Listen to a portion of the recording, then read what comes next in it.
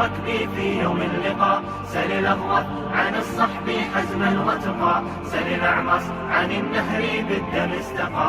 سل الأسياف عن الغمد في الثرى التقى. عندما دوى النفير أندنا وقت الجهاد بدأ الآن المسير كي نقاتل الأعادي.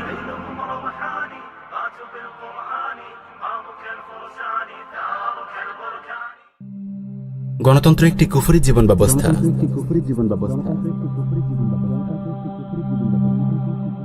আল্লাহ রাব্বুল আলামিন ইরশাদ করেন, ইন্নাদ-দীন ইনদাল্লাহিল ইসলাম, নিশ্চয় আল্লাহ তাআলার কাছে একমাত্র গ্রহণযোগ্য দিন ও জীবন ব্যবস্থা হলো ইসলাম।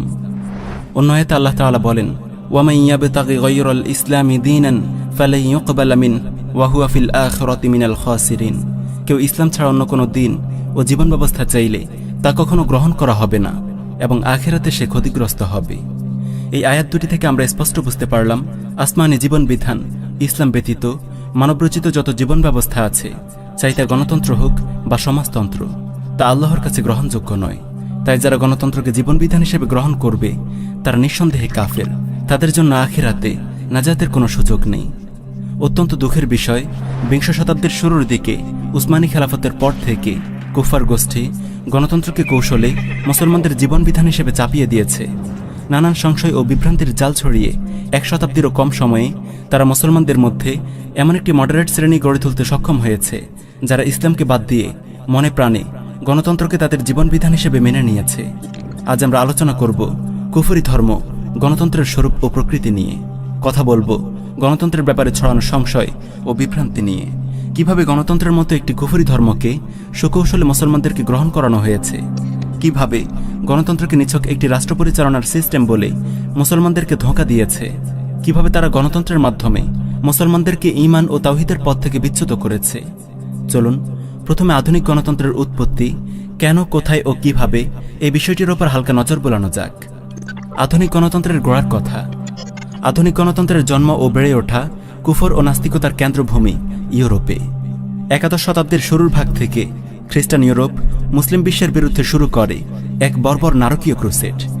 একদিকে তারা ইসলামের বিরুদ্ধে ক্রুসেড লড়ছিল, আর অপরদিকে ইসলামী জ্ঞানবিজ্ঞান এবং মুসলিম সভ্যতার সমৃদ্ধি ও ঔজ্জ্বল্য দেখে তাদের চোখ ধাঁধিয়ে যাচ্ছিল। ইসলাম ও মুসলিম বিজ্ঞানীদের প্রভাবে মূর্খতার অন্ধকারে নিমজ্জিত অসভ্য ইউরোপে শুরু হয় বিজ্ঞান চর্চার এক জাগরণ। বিকৃত বাইবেলের অনেক অসার ও বাস্তবতা বিবর্জিত বক্তব্য বিজ্ঞানের আলোকে ভুল প্রমাণিত হতে শুরু হয়। ফলে খ্রিস্টান ধর্ম ও বিজ্ঞানের মধ্যে শুরু হয় এক কঠিন সংঘাত। ইউরোপের চিন্তানায়ক বিজ্ঞানীরা ধর্মের আনুগত্য এবং গির্জার বুদ্ধিবৃত্তিক দাসত্বের শিকল ছিন্ন করে ফেলে। ক্ষমতাধর গির্জা বিজ্ঞানীদের ওপর অনেক নিষ্ঠুরতা চালিয়েও এই জাগরণ থামাতে ব্যর্থ হয়। ফলে বস্তুবাদ, জড়বাদ ও ধর্মবিদ্বেষের এক প্রলয়ঙ্কারী আগুন জ্বলে ওঠে পুরো ইউরোপে। এমনিতেই ইউরোপীয় সভ্যতার জন্ম বস্তুবাদ ও নাস্তিকতার লীলাভূমি গ্রিক ও রোমান সভ্যতার ঔরসেই।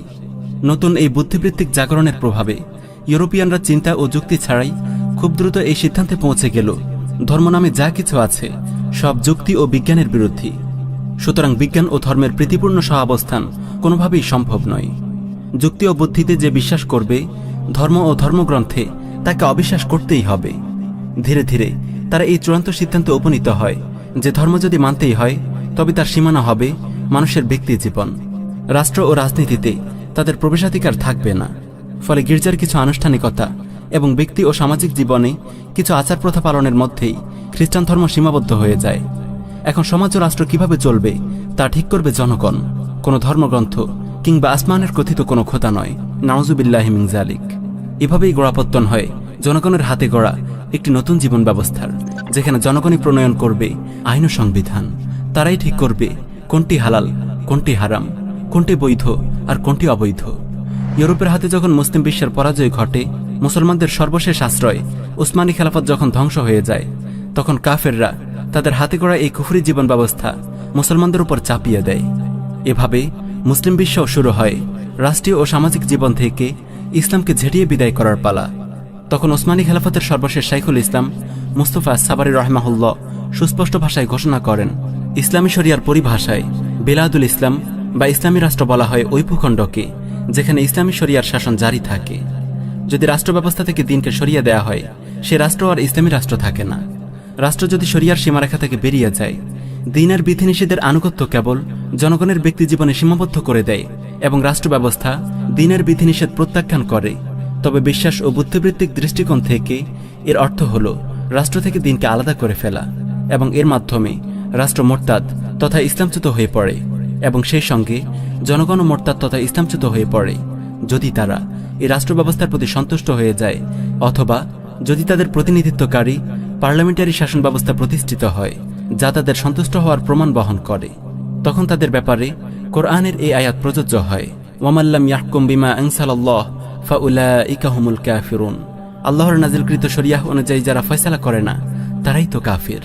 মাওকিফুল আকলি ওয়াল ইলমি ওয়াল আলম, শেখুল ইসলাম মুস্তাফা আস-সাবারি, 163 থেকে 164 পৃষ্ঠা।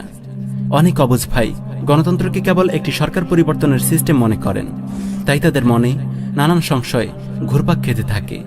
কখনো তারা ইসলামের শুরার সাথে গণতন্ত্রের সাদৃশ্য খুঁজে পান, কখনো ইসলামী গণতন্ত্রের মতো উদ্ভট পরিভাষা তৈরি করেন। আস্তাগফিরুল্লাহ। ইসলামী কুফর ও ইসলামী শিরক বলা যেমন ইসলামী গণতন্ত্র বলাও ঠিক তেমন। চলুন এবার আমরা দেখব গণতন্ত্র কিভাবে একটি স্বতন্ত্র ধর্ম।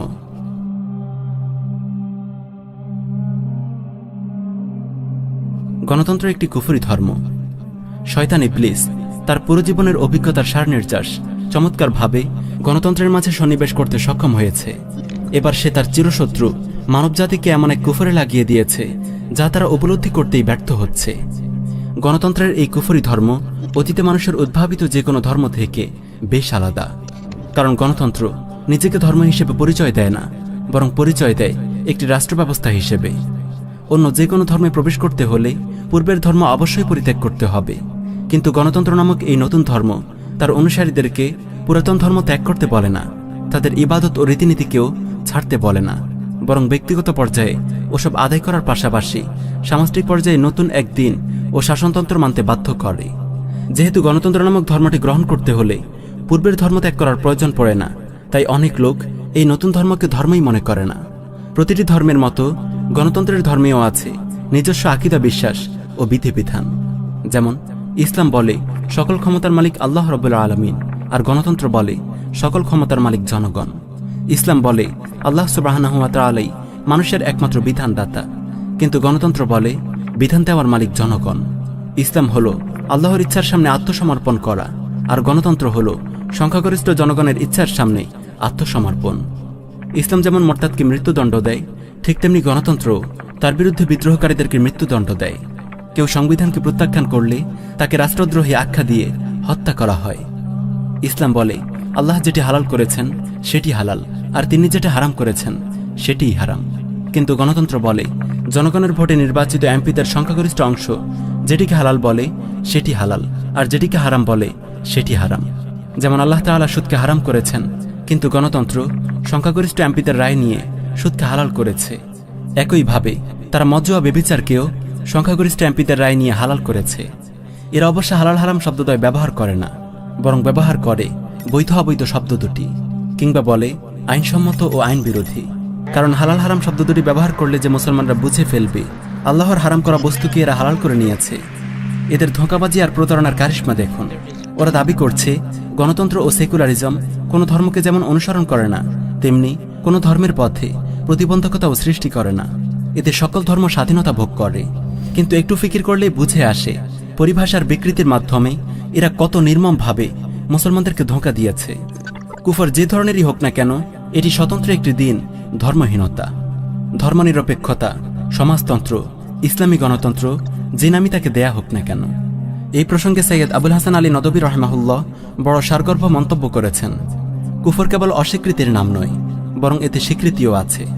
কুফর কেবল আল্লাহর দিনকে অস্বীকার করার নাম নয়, বরং এটি একটি ধর্মীয় ও চারিত্রিক কাঠামো এবং একটি স্বতন্ত্র ধর্ম, যার নিজস্ব ফরজ ও ওয়াজিব এবং হারাম ও মাকরুহ বিধিবিধান আছে।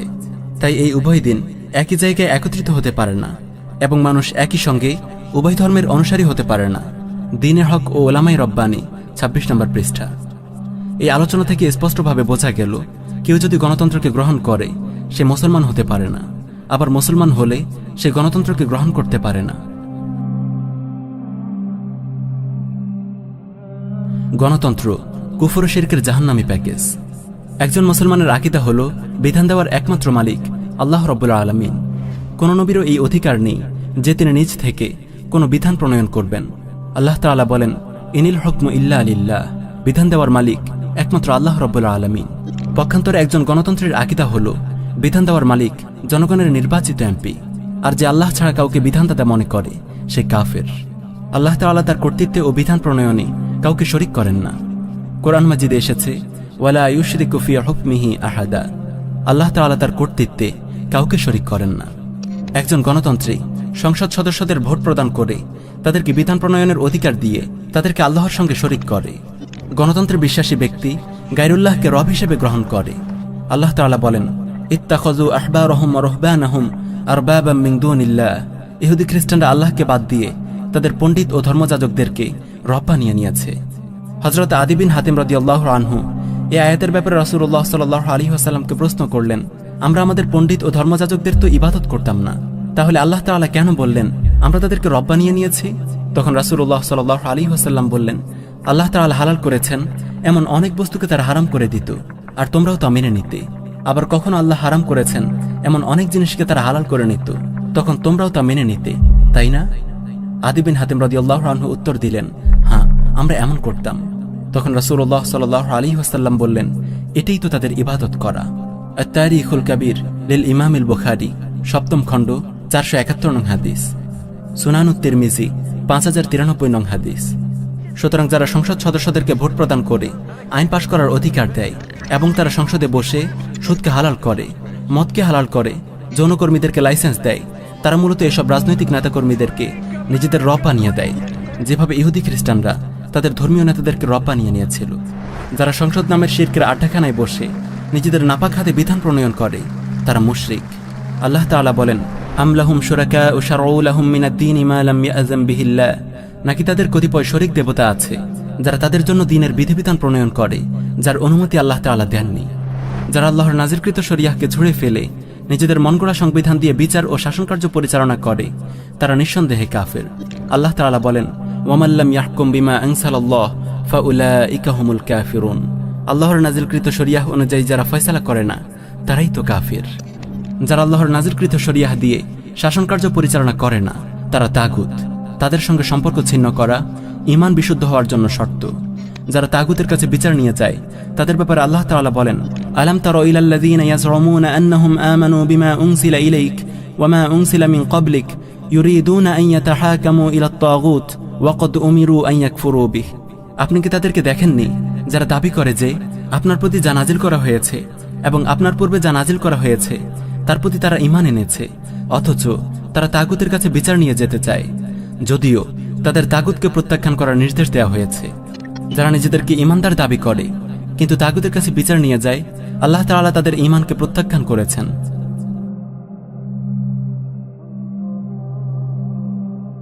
ভোট, নির্বাচন ও গণতন্ত্র। গণতন্ত্রের বাস্তবতা সম্পর্কে পর্যাপ্ত জ্ঞান না থাকার কারণে অনেকেই বলে থাকেন, আমরা গণতন্ত্রের কুফরিতে বিশ্বাস করি না, আমরা গণতন্ত্রকে কেবল ক্ষমতায় যাওয়ার একটি সিস্টেম হিসেবে দেখি।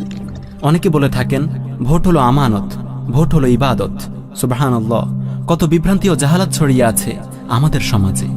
প্রিয় ভাই, ক্লাস ক্যাপ্টেন নির্বাচন, বাজার সমিতির সভাপতি বা ক্যাশিয়ার নির্বাচনের ক্ষেত্রে হয়তো আপনার কথা সঠিক, কিন্তু সংসদ নির্বাচন গণতান্ত্রিক সিস্টেমেরই একটি অংশ।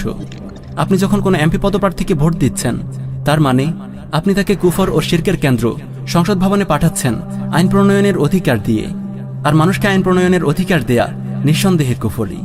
আপনাদের দেয়া ভোটে নির্বাচিত হয়ে এই এমপিরা সংসদে গিয়ে সর্বপ্রথম যে কাজটি করে তা হলো আল্লাহর কোরআনকে ছুঁড়ে ফেলে তাদের মনগড়া কুফরি সংবিধান বাস্তবায়নের শপথ গ্রহণ করে। নাউযুবিল্লাহি মিন যালিক। কুফরে লিপ্ত এই এমপিরা সংসদে বসে আল্লাহর হারামকে হালাল করে আর আল্লাহর হালালকে হারাম করে।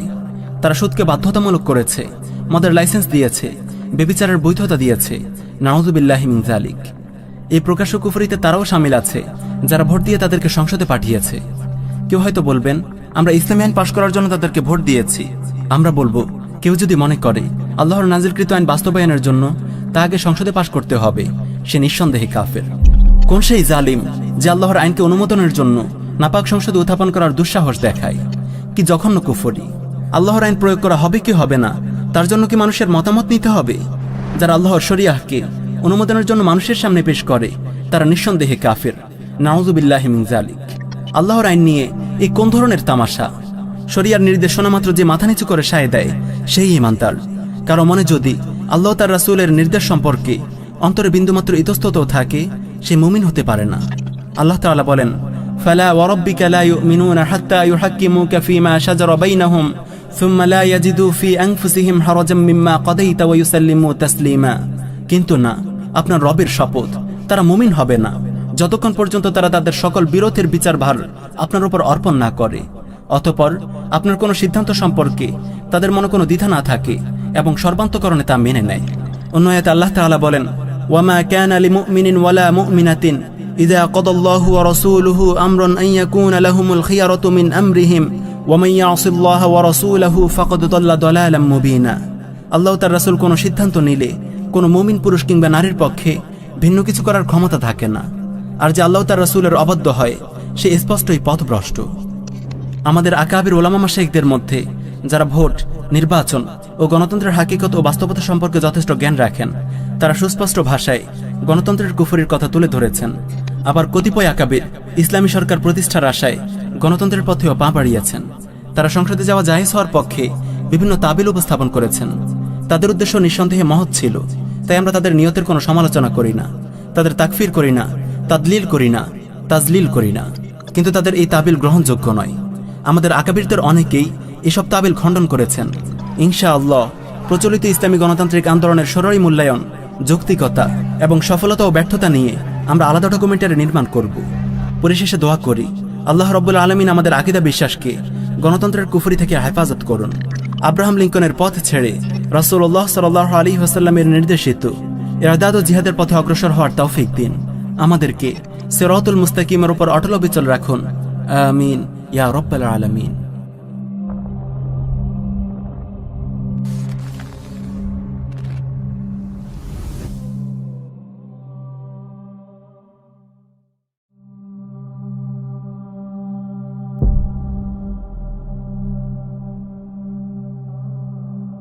ইসলামী গণতন্ত্রের ধোঁকা, আপনার দিন বাঁচান, আপনার দিন বাঁচান, আপনার দিন বাঁচান।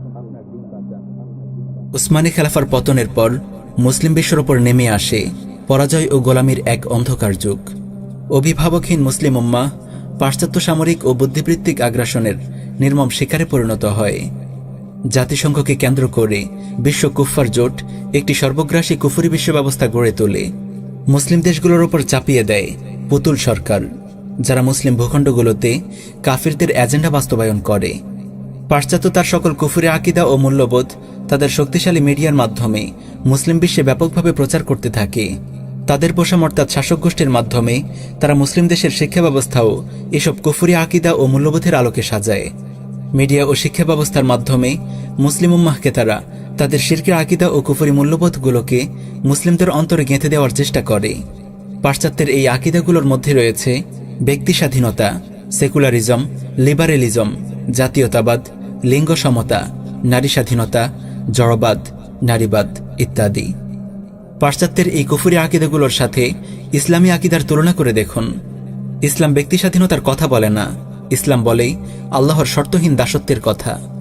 পাশ্চাত্যের ব্যক্তি স্বাধীনতার অর্থ হল আল্লাহর বিধানকে প্রত্যাখ্যান করার স্বাধীনতা, জনগণের যেমন খুশি তেমন আইন পাশ করার স্বাধীনতা, ভোগ ও বিলাসিতার পেছনে ছোটার স্বাধীনতা। এর চেয়ে বড় কুফর আর কি হতে পারে? সেকুলারিজম বা ধর্মনিরপেক্ষতার মর্ম হল সকল ধর্মই সঠিক, কোনো ধর্মই অন্য কোনো ধর্মের চেয়ে শ্রেষ্ঠ নয়। অথচ ইসলাম বলে আল্লাহর কাছে একমাত্র গ্রহণযোগ্য দিন হল ইসলাম। সেকুলার রাষ্ট্রে মুসলিমরা কেবল ব্যক্তিক ও পারিবারিক জীবনে ইসলাম পালন করার অধিকার পাবে, কিন্তু সামাজিক ও রাষ্ট্রীয় জীবনে তাকে মেনে চলতে হবে রাষ্ট্রের কুফরি সংবিধান। এমনকি সংবিধান কখনো মুসলিমদের ব্যক্তিক ও পারিবারিক জীবনেও হস্তক্ষেপ করে। যারা ধর্মনিরপেক্ষতায় বিশ্বাস করে এবং ধর্মনিরপেক্ষ সংবিধান গ্রহণ করে তারা নিঃসন্দেহে কাফির হয়ে যায়। এভাবে পাশ্চাত্যের এই আকীদাগুলো ইসলামী আকীদার সম্পূর্ণ বিপরীত। কেউ যদি পাশ্চাত্যের এই কুফরি আকীদাগুলোকে সঠিক অর্থে বিশ্বাস করে তাহলে সে নিঃসন্দেহে ঈমানের গণ্ডি থেকে বেরিয়ে কাফির হয়ে যায়। কেউ যদি এসব আকীদার উপর মারা যায় সে নিঃসন্দেহে চিরস্থায়ী জাহান্নামী। পাশ্চাত্যের এসব কুফরি আকীদা নিয়ে আমরা কোনো মজলিসে বিস্তারিত আলোচনা করার চেষ্টা করব ইনশাআল্লাহ। প্রিয় উম্মাহ, গণতন্ত্রের ব্যাপারে মুসলিম উম্মাহকে অনেকভাবে ধোঁকা দেওয়া হয়েছে। গণতন্ত্রকে নানাভাবে ইসলামের পোশাক পরানোর অপচেষ্টা হয়েছে। গণতন্ত্রকে কেবল ক্ষমতায় আরোহণের শ্রেণী বলে জঘন্য মিথ্যে প্রচারণা চালানো হয়েছে। পাশ্চাত্যের এসব কুফরি ও শিরকি আকীদা এবং মূল্যবোধকে রাষ্ট্রীয়ভাবে প্রতিষ্ঠা ও বাস্তবায়ন করার জন্য কুফরজোট যে সিস্টেম মুসলিম দেশগুলোর উপর চাপিয়ে দিয়েছে তা হল গণতন্ত্র। ইসলামী আকীদা ও মূল্যবোধ রাষ্ট্রীয়ভাবে প্রতিষ্ঠা ও বাস্তবায়ন করার সিস্টেম যেমন খেলাফা, তেমনি পাশ্চাত্য কুফরি আকীদা ও মূল্যবোধ রাষ্ট্রীয়ভাবে প্রতিষ্ঠা ও বাস্তবায়ন করার সিস্টেম হল গণতন্ত্র। এই কথাটি নোট করে রাখুন, গণতন্ত্র হল পাশ্চাত্যের সকল কুফরি আকীদা বিশ্বাসের একটি পরিপূর্ণ প্যাকেজ। ইসলামী কুফর কিংবা ইসলামী শিরক যেমন হতে পারে না, তেমনি ইসলামী গণতন্ত্রও হতে পারে না। ইসলামী গণতন্ত্র আর ইসলামী কুফর দুটোই এক কথা। এখন কোনো ব্যক্তি বা গোষ্ঠী যদি পাশ্চাত্য কুফরি আকীদা বাস্তবায়নের সিস্টেম এই গণতন্ত্রকে ইসলাম প্রতিষ্ঠার মাধ্যম হিসেবে গ্রহণ করে, তবে এর চেয়ে মূর্খতা ও নির্বুদ্ধিতা আর হতে পারে না। কারণ যে সিস্টেমকে কুফর ও শিরক বাস্তবায়নের জন্য তৈরি করা হয়েছে, সে সিস্টেম দিয়ে কখনো ঈমান ও তাওহীদ প্রতিষ্ঠা করা যায় না। গণতন্ত্র কেবল কুফরি প্রতিষ্ঠা করে। প্রিয় উম্মাহ, গণতন্ত্রের পুরো কাঠামোই এমনভাবে তৈরি, যে ব্যক্তি বা দল গণতন্ত্রের পথে চলবে তাকে পদে পদে সুস্পষ্ট কুফর ও শিরকে লিপ্ত হতেই হবে। কুফর ও শিরকের পথ ধরে ইসলাম প্রতিষ্ঠার চিন্তাও কি কেউ করতে পারে? নাউযুবিল্লাহি মিন যালিক। একটি উদাহরণ দিয়ে বিষয়টি স্পষ্ট করার চেষ্টা করব। একজন মুসলিমের আকীদা হল ইনিল হুকমু ইল্লা লিল্লাহ, বিধান দেওয়ার মালিক একমাত্র আল্লাহ রাব্বুল আলামিন। একজন মুসলিম কখনো আল্লাহ ছাড়া অন্য কাউকে বিধানদাতা মনে করে না, কিন্তু সে যখন সংসদ নির্বাচনে ভোট দেয় তখন সে বুঝে বা না বুঝে একজন বিধানদাতা নির্বাচন করার জন্য তার রায় পেশ করে। কারণ তার ভোটে নির্বাচিত সংসদ সদস্য সংসদে গিয়ে সর্বপ্রথম যে কাজটি করে তা হল সে আল্লাহর নাজিলকৃত শরিয়াহকে রহিতকারী কুফরি সংবিধানের আনুগত্য এবং কুফরি সংবিধান বাস্তবায়নের শপথ গ্রহণ করে। সহজ ভাষায় বললে সে আল্লাহর নাজিলকৃত শরিয়াহকে প্রত্যাখ্যান করে গায়রুল্লাহর বিধান বাস্তবায়নের শপথ গ্রহণ করে। কারণ বাংলাদেশ সংবিধানের ৭ম ধারায় সুস্পষ্ট ভাষায় বলা হয়েছে, জনগণের অভিপ্রায়ের পরম অভিব্যক্তি রূপে এই সংবিধান প্রজাতন্ত্রের সর্বোচ্চ আইন, এবং অন্য কোনো আইন যদি এই সংবিধানের সহিত অসামঞ্জস্য হয় তাহা হইলে সে আইনের যতখানি অসামঞ্জস্যপূর্ণ ততখানি বাতিল হইবে। এর অর্থ স্পষ্ট, আল্লাহর নাজিলকৃত শরিয়ার যতটুকু বাংলাদেশ সংবিধানের বিরুদ্ধে যাবে অতটুকু বাতিল বলে গণ্য হবে। ইসলাম প্রতিষ্ঠার নামে কথিত ইসলামী আন্দোলনের নির্বাচিত নেতারাও সংসদে গিয়ে এই কুফরি শপথ গ্রহণ করে। জেনে বুঝে দিন প্রতিষ্ঠার নামে এমন কুফরি শপথ গ্রহণ করার অনুমতি কি ইসলামে আছে? গণতান্ত্রিক নির্বাচনের হাকিকত সম্পর্কে জাহিল অনেক আলেম বলে থাকেন, ভোট হলো আমানত, ভোট হলো ইবাদত। অথচ একজন ভোটদাতা বুঝে বা না বুঝে একজন গায়রুল্লাহকে বিধান প্রণেতা বানায়। সে যে উদ্দেশ্যেই ভোট দিক না কেন, ভোটের মাধ্যমে সে একজন বিধান প্রণেতাই নির্বাচন করে, যা সুস্পষ্ট কুফরি। বাংলাদেশ সংবিধানে অসংখ্য কুফরি ও শিরকি আইন রয়েছে। মুসলিমদের ভোটে নির্বাচিত বিধান প্রণেতা সংসদ সদস্যরাই তো তাদের নাপাক হাতে এসব আইন পাশ করেছে। মুসলিম জনগণের ভোটে নির্বাচিত বিধান প্রণেতা সংসদ সদস্যরাই সুদের বৈধতা দিয়ে আল্লাহ ও তার রাসূলের বিরুদ্ধে যুদ্ধ ঘোষণা করেছে। মুসলিম জনগণের ভোটে নির্বাচিত বিধান প্রণেতা সংসদ সদস্যরাই মদ ও জিনার লাইসেন্স দিয়েছে। এসব বিধান প্রণেতা নির্বাচনের জন্য এবং এসব কুফরি আইনের জন্য কি ভোটদাতারাও দায়ী নয়? যে ভোটের মাধ্যমে গায়রুল্লাহকে বিধান প্রণেতা বানানো হয়, সে ভোট কিভাবে আমানত হয়, কিভাবে ইবাদত হয়? কুফরের মহড়া গণতান্ত্রিক নির্বাচন কিভাবে জিহাদ হয়? ভোটদানের অনিবার্য ফলাফল তো একজন বিধান প্রণেতা নির্বাচন। এই আলোচনা থেকে দুটি বিষয় প্রমাণিত হল। প্রথম বিষয়, গণতন্ত্র হল পাশ্চাত্য কুফরি আকীদা ও মূল্যবোধ রাষ্ট্রীয়ভাবে প্রতিষ্ঠা ও বাস্তবায়ন করার সিস্টেম। পিউ রিসার্চ সেন্টারের জরিপ মতে বাংলাদেশের শতকরা ৮২% মুসলিম সংবিধান হিসেবে আল্লাহর নাজিলকৃত শরিয়াহ চায়। তবুও এদেশে কেন মানবরচিত কুফরি সংবিধান মুসলিমদেরকে মানতে বাধ্য করা সম্ভব হচ্ছে? এদেশের শতকরা অন্তত ৯৫% মানুষ চায় না মদ ও জেনা বৈধ হোক, কিন্তু তবুও কেন এদেশে মদ ও জেনার লাইসেন্স দেওয়া হয়েছে? কেন সরকারি পতিতালয় খোলা হয়েছে? কোরআন সুস্পষ্ট ভাষায় ঘোষণা করেছে, সুদ গ্রহণ করা আল্লাহ ও তার রাসূলের বিরুদ্ধে যুদ্ধ ঘোষণার নামান্তর। কোন মুসলিম কি আল্লাহ ও তার রাসূলের বিরুদ্ধে যুদ্ধ ঘোষণা করতে রাজি হবে? তাহলে কেন গোটা দেশে সুদী অর্থ ব্যবস্থা প্রতিষ্ঠা করে আল্লাহ ও তার রাসূলের বিরুদ্ধে যুদ্ধ ঘোষণা করা হয়েছে? এসব প্রশ্নের একটিই উত্তর, গণতন্ত্র এমন একটি সিস্টেম যেটি অবলম্বন করলে সর্বাবস্থায় কেবল পাশ্চাত্য কুফরি আকীদা ও মূল্যবোধই প্রতিষ্ঠিত ও বাস্তবায়িত হয়, যতই ইসলামের লেভেল লাগিয়ে গণতন্ত্র চর্চা করা হোক না কেন। দ্বিতীয় বিষয়, গণতান্ত্রিক সিস্টেমে অংশগ্রহণকারী সংসদ সদস্য ও ভোটদাতা উভয়ই কুফরে লিপ্ত হতে বাধ্য। এজন্যই আমরা বলেছি, গণতান্ত্রিক পদ্ধতিতে ইসলাম কায়েম করতে যাওয়া ব্যক্তি বা গোষ্ঠী পদে পদে কুফর ও শিরকে লিপ্ত হয়। গণতন্ত্র নিয়ে আরও বিস্তারিত জানতে আমাদের নির্মিত গণতন্ত্রে একটি কুফরি জীবন ব্যবস্থা শীর্ষক ডকুমেন্টারিটি দেখুন। গণতান্ত্রিক নির্বাচন একটি জুয়া খেলা। যারা কুফরি প্রতিষ্ঠার সিস্টেম গণতন্ত্রের মাধ্যমে ইসলাম প্রতিষ্ঠার মিথ্যা স্বপ্ন দেখেন, তারা বুঝে বা না বুঝে এই বলে জনগণকে ধোঁকা দেন যে নির্বাচনে জিতে ক্ষমতা দখল করে আমরা স্বয়ং গণতন্ত্রকে উৎখাত করব এবং ইসলামী শরিয়াহ কায়েম করব। আত্মপ্রবঞ্চিত এসব ভাইদের বলবো, কুফার বিশ্বের সাজানো গণতান্ত্রিক নির্বাচনের মডেল কাফিরদেরই তৈরি। গণতান্ত্রিক নির্বাচনের নিয়মগুলো গণতন্ত্রের পাহারাদার কাফিররাই ঠিক করে। তারা নির্বাচন নামক এই জুয়ার নিয়মগুলো এমনভাবে সেট করেছে যাতে কোনো ইসলামপন্থী গোষ্ঠী ক্ষমতায় আসতে না পারে। আপনাকে তারা হয়তো দু একটি ইউনিয়নে চেয়ারম্যান হওয়ার সুযোগ দেবে, বেশির চেয়ে বেশি দু একটি আসনের এমপি হওয়ার সুযোগ দেবে, যাতে আপনি লোভে পড়ে গণতন্ত্রের মানহাজ পরিত্যাগ না করেন। কিন্তু দিন শেষে চূড়ান্ত জয় সেকুলারদেরই হবে।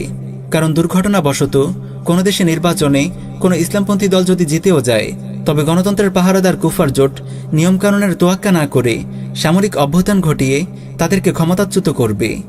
আলজেরিয়ার ইসলামী স্যালভেশন ফ্রন্ট, মিশরের ইখওয়ানুল মুসলিমিন, গাজার হামাস, তিউনিসিয়ার আন্নাহদা, উপমহাদেশের জামায়াতে ইসলামী এর জ্বলন্ত উদাহরণ। কথিত ইসলামী গণতন্ত্র আজ পর্যন্ত পৃথিবীর 1 ইঞ্চি মাটিতেও শরিয়াহ কায়েম করতে পারেনি।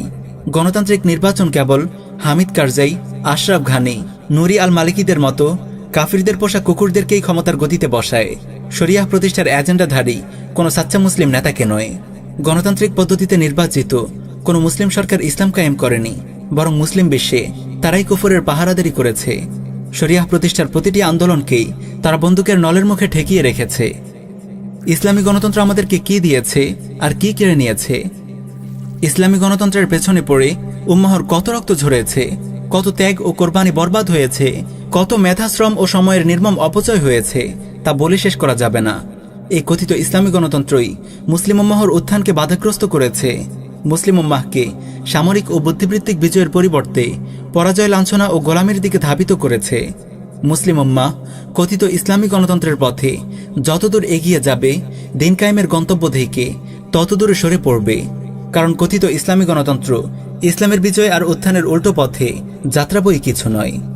এই ইসলামী গণতন্ত্র চর্চা আমাদেরকে কি দিয়েছে তা আপনাদের সামনে স্পষ্ট, কিন্তু কি কেড়ে নিয়েছে তা অনেকের সামনে স্পষ্ট নয়। চলুন সংক্ষেপে বিষয়টির ওপর আলোকপাত করা যাক। ইসলামী গণতন্ত্র মুসলিমদেরকে তাওহীদ ফিত তাশরিয়া তথা তাওহীদুল হাকিমিয়ার আকীদা থেকে বিচ্যুত করেছে। কথিত ইসলামী গণতন্ত্রের ধারক বাহকরা হিকমতের নামে তাওহীদের এই আকীদা জনগণের সামনে স্পষ্ট করেনি। ফলে অধিকাংশ মুসলিম জানে না আল্লাহ ছাড়া বিধান দেওয়ার মালিক কেউ নেই। গায়রুল্লাহকে বিধানদাতা মনে করা, গায়রুল্লাহকে বিধানদাতা হিসেবে নির্বাচিত করা এবং আল্লাহর নাজিলকৃত আইনকে মানুষের অনুমোদনের জন্য সংসদে উত্থাপন করা জঘন্যতম শিরক। ইসলামী গণতন্ত্রের ধারক ও বাহকরা প্রকাশ্যে সংসদে গিয়ে আল্লাহর নাজিলকৃত শরিয়াহকে বাতিলকারী কুফরি সংবিধানের আনুগত্য এবং কুফরি সংবিধান বাস্তবায়ন করার শপথ গ্রহণ করেছে। ফলে জনগণ শরিয়াহ আইন বাস্তবায়ন করা যে ফরজ তা ভুলে গেছে। আল্লাহর নাজিলকৃত বিধান ব্যতীত অন্য কোনো বিধান দিয়ে বিচার ও শাসনকার্য পরিচালনা করা যে শিরক তা ভুলে গেছে। এভাবে কথিত ইসলামী গণতন্ত্র ঈমান ও কুফরের সীমানা মুছে দিয়েছে। মুসলিম নেতাদেরকে তাওহীদের মতো ইসলামের মৌলিক আকীদা নিয়ে লুকোচুরি করতে বাধ্য করেছে। কোনো ইসলামী গণতান্ত্রিক নেতা কি জনসভায় বলতে পারবে এদেশের কুফরি সংবিধানের আনুগত্য করা কুফরি, আমি সংবিধানের অমুক অমুক আইন মানি না? কথিত ইসলামী গণতন্ত্র চর্চার ফলে জনগণের সামনে ইসলামের একটি খণ্ডিত ভার্সন উপস্থাপিত হয়েছে। মানুষ ইসলামী খেলাফা, ইসলামী রাষ্ট্র ব্যবস্থা, ইসলামী অর্থ ব্যবস্থা, ইসলামী দণ্ডবিধির কথা ভুলে গেছে। তারা ইসলামকে কেবল ব্যক্তিগত ও পারিবারিক জীবনে আচরিত কিছু আনুষ্ঠানিকতা ভেবে বসে আছে। কথিত ইসলামী গণতন্ত্র মুসলিম উম্মাহকে দিন কায়েমের নববী মানহাজ দাওয়াহ ইরাদাত ও জিহাদ থেকে বিচ্যুত করেছে এবং কুফরি গণতন্ত্রের পথে ধাবিত করেছে। জনগণকে ধোঁকা দিয়ে বলা হয়েছে নির্বাচন করাই জিহাদ, আমাদের ভোট দিলে ভোটটি রাসূলুল্লাহ পাবে, নাউযুবিল্লাহি মিন যালিক। কথিত ইসলামী গণতন্ত্র উম্মাহকে হিকমতের নামে শরীয়তের সীমালঙ্ঘনের মহড়া দিতে শিখিয়েছে, তাগুত শাসক গোষ্ঠীর সঙ্গে মাখামাখি করতে শিখিয়েছে, শিরকি সংবিধানের আনুগত্য ও কুফরি আইনকে শ্রদ্ধা করতে শিখিয়েছে, জিহাদ ফি সাবিলিল্লাহ নিয়ে নির্লজ্জ অপব্যাখ্যা করতে শিখিয়েছে। এভাবে কথিত ইসলামী গণতন্ত্র ইসলামের কল্যাণ সাধন করার পরিবর্তে ইসলামের উত্থান ও বিজয়ের পথে বাধা হয়ে দাঁড়িয়েছে। তাহলে গণতন্ত্রের বিকল্প কি? যখনই গণতন্ত্রের কুফরি ও অসারতার কথা তুলে ধরা হয় তখনই কিছু ভাই প্রশ্ন করেন, তাহলে গণতন্ত্রের বিকল্প কি? আমরা কিভাবে দিন প্রতিষ্ঠার কাজ করব? কোন পদ্ধতিতে খেলাফাহ আলা মিনহাজিন নবুয়াহ প্রতিষ্ঠার জন্য সংগ্রাম করব? প্রিয় ভাই ও বোনেরা, দিন প্রতিষ্ঠার রাসূলুল্লাহ নির্দেশিত মানহাজ হল দাওয়াহ ইরদাদ ও জিহাদ। কেবল রাসূলুল্লাহর দেখানো পথেই আল্লাহর জমিন আল্লাহর দিন কায়েম হবে। আব্রাহাম লিঙ্কনের দেখানো পথে গেলে দিন ধ্বংস ও বরবাদ হবে, ইসলামী আকিদা বিশ্বাস বিনষ্ট হবে। আব্রাহাম লিঙ্কনের ভ্রান্ত গণতান্ত্রিক পথে যে ত্যাগ ও কোরবানি আমরা দিয়েছি, যে মেধা, শ্রম ও সময়ের অপচয় করেছি, তা যদি আমরা রাসূলুল্লাহর মানহাজে ব্যয় করতাম তাহলে আজ এদেশের অবস্থা ভিন্ন হতো। তালিবান মুজাহিদিনরা মাত্র ২০ বছর এই পথে মেহনত করেছেন। আল্লাহ তাআলা তাদের হাতে গোটা কুফার বিশ্বকে পরাজিত করেছেন। আফগানের বিশাল বিস্তৃত ভূখণ্ডে তারা আল্লাহর দিন প্রতিষ্ঠা করতে সক্ষম হয়েছেন, আলহামদুলিল্লাহ। ভেবে দেখুন, এই কুফরি গণতন্ত্র আমাদের কত কিছু কেড়ে নিয়েছে, আমাদেরকে কত পেছনে নিয়ে গেছে। যে দিনগুলোতে আমরা দিনের জঘন্য অপব্যাখ্যা করে মানুষকে তাগুত শাসকের আনুগত্যের সবক দিয়েছি, তাদেরকে বুঝিয়েছি নির্বাচন ইবাদত, আমাদের ভোট দিলে ভোটটি রাসূলুল্লাহ পাবে। সেই দিনগুলোতে যদি আমরা দাওয়াহ ইরদাদ ও জিহাদের পথে চলতাম তাহলে একামতে দিনের পথে আমরা কত দূর এগিয়ে যেতে পারতাম। এতদিন যদি আমরা তাগুতি বিশ্ব ব্যবস্থা এবং কুফরি রাষ্ট্র ব্যবস্থার স্বরূপ মুসলিমদের সামনে তুলে ধরতাম, সৌদি অর্থ ব্যবস্থার বিরুদ্ধে জনগণকে সচেতন করতাম, ইরদাদের ফরজ আদায় করার মেহনত করতাম, ইসলামী শরিয়া প্রতিষ্ঠার অনিবার্যতার কথা জনগণের সামনে তুলে ধরতাম, তাহলে আজ এদেশেও আফগানের মতো লক্ষ লক্ষ মুজাহিদ তৈরি হয়ে যেত।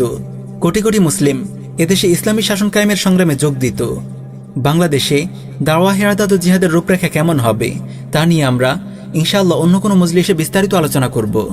আমাদের এই দীর্ঘ আলোচনায় আমরা কাউকে তাকফির করিনি। আমরা কেবল বলেছি অমুক কাজটি কুফরি। কুফরি কাজ করলেই সঙ্গে সঙ্গে কাউকে তাকফির করা যায় না, এতে অনেক শর্ত ও প্রতিবন্ধকতা আছে। এটি বিশেষজ্ঞ ওলামাদের কাজ। তাই আমরা যা বলেছি হুবহু তাই প্রচার করুন, আপনি নিজে যা বুঝে নিয়েছেন তা নয়। পরিশেষে দোয়া করি আল্লাহ তাআলা যেন আমাদের সবাইকে গণতন্ত্রের ধোঁকা থেকে বেরিয়ে নববী মানহাজে ফিরে আসার তৌফিক দেন। আমরা যেন দিন প্রতিষ্ঠার সংগ্রামে আমাদের ফরজটুকু আদায় করতে পারি। আমিন ইয়া রাব্বাল আলামিন।